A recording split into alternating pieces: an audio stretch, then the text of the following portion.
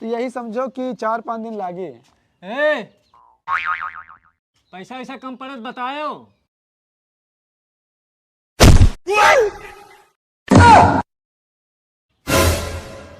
कहाँ जाता है? दवाई लावे जात बाटे। अच्छा हम चलिए फिर भैया। ठीक बा, फिर कहो घूम टहर जा। हाँ हाँ। A few moments later. ले बाबू दवाइया। बड़ी देर लगा दी हो। और कई दुकान जाके पड़ा है ना। सब मिल गए दवाइया? हाँ हाँ सब मिल गए। हमें ही बताओ तुम्हें कल किताब पढ़ाए हैं? हम बाबू बीएससी के हैं, 15 किताब पढ़े हैं।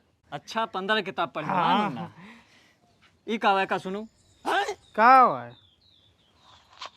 बाबू 500 रुपये भेज दो, दवा में कम पड़ गवा है। हाँ तो दवाई में कम पड़ गया रहा ना, तो तुझे से तो मंगवाए।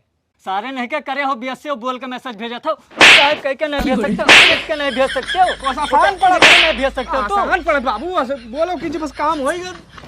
के टाइप करे इतना इतने रुपया फूका सारे सब बैठ गए।